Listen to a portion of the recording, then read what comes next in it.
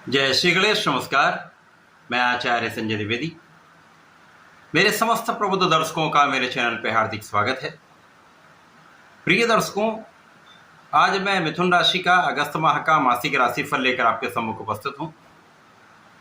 अगस्त माह में मिथुन राशि के लिए जो ग्रहों की स्थितियाँ बन रही हैं तथा जो ग्रहों के परिवर्तन होंगे वो आपको कितना लाभ देने वाले हैं, किन भावों को ये प्रबल करेंगे अथवा कहीं पर कोई अवरोध या समस्या है तो उसका क्या निराकरण, संपूर्ण विश्लेषण मैं पूर्ण तर्क के साथ करने जा रहा हूं।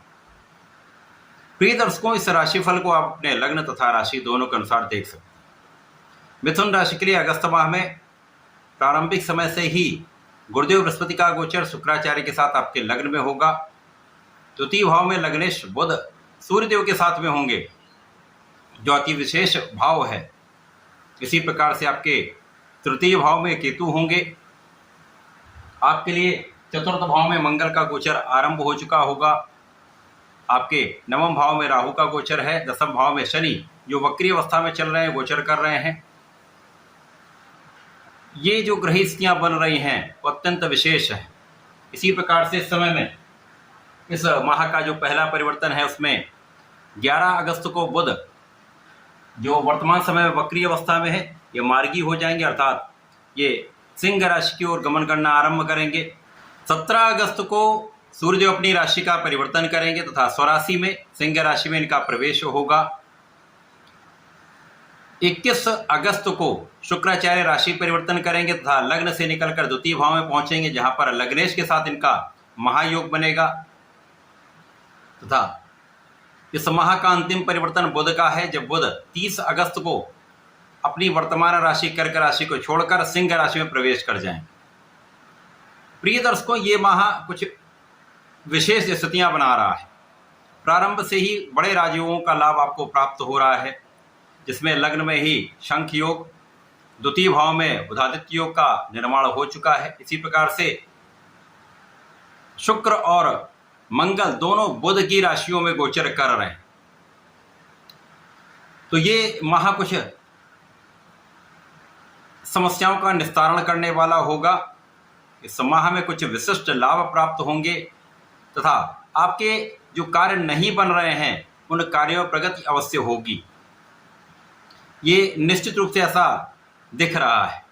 अब यहाँ पर कुछ लोगों का मैसेज आएगा, कुछ लोगों का यहाँ पर ये प्रश्न होगा, गुरुजी मेरे मिथुन राशि का अथवा मिथुन लग्न का जो भाव है, लेकिन यहाँ पर कई महीने से या वर्ष से लाभ नहीं मिल पा रहा है।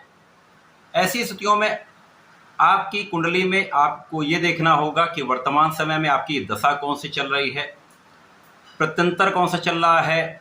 इसके साथ साथ कहीं पर मार्केश की दशा तो नहीं है, अथवा कहीं किसी ऐसे ग्रह का अंतर या प्रत्यंतर तो नहीं चला जो आपके लिए बाधक हो।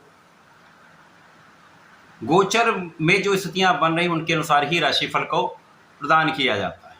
तो वर्तमान समय में मिथुन राशि के लिए जो स्थितियां बन रही वो अत्यंत विशेष हैं, विशेष रूप से लाभकारी। इस समय में आप ज्ञानवान होंगे। जब संख्य योग लग्न में बन जाता तो आप ज्ञान भी प्राप्त करते हैं, आप योग्य भी होते हैं, आप धैर्यवान भी होते हैं, आप विवेकशील भी होते हैं, साथ ही साथ आप महाधन का लाभ भी लेते हैं। आपके ऐश्वर्य वैभव में वृद्धि होती है, धन संपदा में वृद्धि होती है, आप सुखों को प्राप्त कर पाते हैं।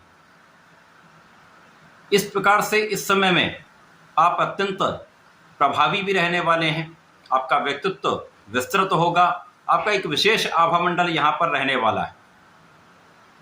आपके इस प्रभाव का प्रभाव अन्य लोगों पर प्राप्त होगा, ऐसा निश्चित है। इस समय में, इस माह में आपको मान सम्मान की प्राप्ति निश्चित रूप से होगी। इसके साथ ही साथ यहाँ पर राहु का दृष्टि प्रभाव लग्न पर है, जहाँ पर गुरु और शुक्र पर राहु का प्रभाव है। तो यहाँ ध्यान कहाँ रखना है? अपने मन को स्थिर रखना है। किसी भी कार्य को करने के पहले विचार कर लेना चाहिए। मन को भ्रमित होने से बचाना चाहिए। यद्यपि इस समय आपके लग्न अत्यंत प्रबल है, कहीं पर कोई समस्या नहीं है, परंतु राहु का जो दुष्प्रभाव होता है कहीं न कहीं एक भ्रम डाल देता है। इस भ्रम से आपको बचना चाहिए। अपने कॉन्फिडेंस को बढ़ा कर रखना चाहिए। इस समय में यदि आप अपने क्रोध पर नियंत्रण कर लेते हैं, क्योंकि राहु का प्रभाव गुरु पर है, गुरु चांडाल दोष बनेगा, तो यहाँ पर आपको धैर्यवान रहना है। किसी भी बात पर जल्दीबाजी में विवाद की स्थिति नहीं बनानी चाहिए। तो यदि आप ऐसा करते तो इस समय का संपूर्ण उपयोग आप कर पाएंगे, लाभ ले पाएंगे, क्योंकि ऐसे में शुक्र का संपूर्ण प्रभाव आपको मिलेगा, गुरु का संपूर्ण प्रभाव आपको मिलेगा, जिससे आपका ज्ञान भी बढ़ेगा, संतान पक्ष भी बलवान होगा, आपके भाग्य में भी वृद्धि होगी। जहाँ पर राहु गोचर कर रहे हैं तो राहु पर भी शनि का अंकुश है, क्योंकि शनि वक्री होकर अपनी राशि की ओर आ रहे हैं। इसी प्रकार से गुरु का भी प्रभाव आपके नवम भाव पर है, जिससे राहु यहाँ पर बैलेंस्ड होंगे।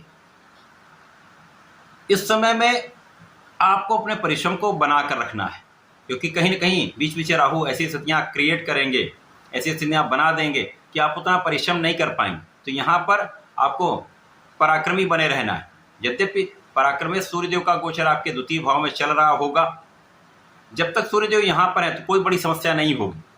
जब ये तृतीय भाव में जाएंगे तो कहीं ना कहीं एक विपरीत स्थितियाँ बन जाएंगी, क्योंकि सूर्यदेव स्वराशि के होंगे और राहु का सीधी दृष्टि का प्रभाव ग्रहण लगाएगा। तो आपको थोड़ा समझदारी से काम करना होगा। प्रारंभिक समय से आपके लिए धन की बहुत अच्छी स्थिति बन रही, धन का एक बड़ा लाभ आपको प्राप्त होगा। वैसे भी जब लग्नेश का धन भाव में गोचर होता है तथा शुक्र लग्न में हो गए जो ज्ञान के स्वामी हैं, तो ऐसे में आपके लिए धन की प्रबल स्थिति बन जाती है। ऐसे में व्यक्ति देश विदेश से भी धन का लाभ लेता है, अपनी यात्राओं से लाभ लेता है, विदेश से संबंधित होकर बड़ा लाभ लेता है, अपनी वाणी से विशेष लाभ लेता है, अपने ज्ञान से, अपनी शिक्षा से, अपनी योग्यता से, अपनी गणनाओं से तथा अपने सामर्थ्य से, अपने नेतृत्व के गुण से महाधन लाभ प्राप्त करता है। मंगल की स्थिति अब अच्छी हो चुकी है। मंगल चतुर्थ भाव में गोचर कर रहे हैं। सुख के भाव में मंगल का गोचर, भूमि भवन वाहन के भाव में मंगल का गोचर, जो भूमि पुत्र हैं, तो इस भाव को मंगल प्रबल कर देंगे, क्योंकि मंगल जहाँ पर होते हैं उसकी वृद्धि करते हैं। इस भाव को बढ़ा देंगे तो सुख साधन बढ़ेंगे। भूमि भवन वाहन से आपको लाभ मिलेगा। भूमि भवन वाहन का भी आपको लाभ प्राप्त हो सकता है। तो जिनके पास अपना घर नहीं है, वाहन नहीं है, या भूमि का क्रय करना चाह रहे हैं, ऐसी स्थितियां बने जब आपको ये सुख प्राप्त हो सकते हैं। इसी प्रकार से इस समय में आपको लोगों का संपूर्ण सहयोग मिलेगा। अब आप प्रभावी हैं, आपका कौशल अच्छा है, आप योग्य हैं, तो लोगों का संपूर्ण सहयोग मिलता है। तो कार्य क्षेत्र में विशिष्टता आ जाएगी। कार्य क्षेत्र में आप अपनी ऊर्जा का संपूर्ण प्रयोग सही दिशा में कर पाए, तो कार्य क्षेत्र में सफलता निश्चित तो है, यहाँ पर कोई संदेह नहीं। तो अच्छे पद की प्राप्ति, पद में वृद्धि था, कार्य से लाभ निश्चित है। अब यहाँ पर कुछ स्थितियाँ ऐसी बन सकती हैं, जो लोग जनता से संबंधित कार्यों में है तो उनको बहुत संयमित रहना चाहिए। सरकार से संबंधित, सरकार में है, राजनीति में है, तो यहाँ आपको लाभ तो बहुत अच्छा प्राप्त होगा, परंतु किसी भी प्रकार के विवाद से आपको बचना चाहिए। अब जब बुध वक्री से मार्गी हो जाएंगे तो सिंह राशि की ओर गमन करना प्रारंभ करेंगे। जब तृतीय भाव से तृतीय भाव की ओर चलेंगे, जो सूर्यदेव की राशि, तो मित्र की राशि में कहीं पर कोई समस्या नहीं है।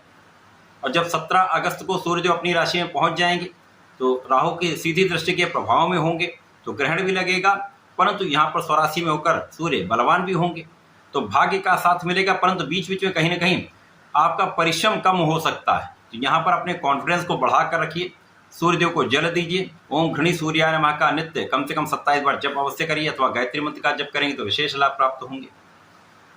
इसी प्रकार से जब शुक्राचार्य धन भाव में जाएंगे तो बुध और शुक्र का महायोग लक्ष्मी योग बन जाएगा। अब धन भाव में लक्ष्मी योग निश्चित रूप से आपके लिए अत्यंत प्रबल स्थिति बनाने वाला है। कला क्षेत्र से विशेष लाभ, वाणी से विशेष लाभ, ज्ञान, कैलकुलेशन, गणनाओं से विशेष लाभ प्राप्त होता है। परिवार का संपूर्ण सहयोग मिलेगा तथा इस समय में आप धन का संपूर्ण अर्जन करने वाले, आपकी इनकम में वृद्धि हो जाएगी। अब जब 30 अगस्त को सूर्यदेव के साथ बुध का गोचर आरंभ होगा तो तृतीय भाव में बुधादित्य योग बन जाए। अब बुधादित्य योग तृतीय भाव में बहुत अच्छा तो नहीं माना गया है, परंतु सूर्य स्वराशि के हैं, इसलिए कहीं ना कहीं ये प्रभावी होगा। बुध जलदोष में आ जाएंगे सूर्य ग्रहण में होंगे तो कुछ चीज़ों का आपको ध्यान रखना होगा, अपने स्वास्थ्य का ध्यान रखना होगा, जल्दीबाजी में निर्णय करने से बचना होगा। सरकारी किसी कार्य में हैं, सरकार से कुछ लाभ लेना चाह रहे हैं तो सोच विचार कर विचारशील होकर काम करिए, लाभ मिलेगा। जल्दीबाजी में या किसी के प्रभाव में आकर किसी बाहरी के अनुसार काम करके आपको कहीं ना कहीं समस्या आ सकती है। तो अपने बुद्धि बल पर आपको पूर्ण विश्वास करना चाहिए, अपनी योग्यता पर विश्वास करना चाहिए, तब आपको आगे बढ़ना चाहिए। इस समय में नियमित रूप से आपको गणपति जी की आराधना करनी चाहिए। ओम गंग गणपतिर्मय का जप करें, संकटनाशन गणेशोत्तम का पाठ करें तो ये जो जड़ दोष है ये भी कम होगा और आपका आत्मबल भी श्रेष्ठ होगा, बुद्धि बल श्रेष्ठ होगा, तो आप समस्याओं का निस्तारण करते हुए संपूर्ण लाभ ले पाए। तो ऐसा करके इसका लाभ लें। धन्यवाद, नमस्कार।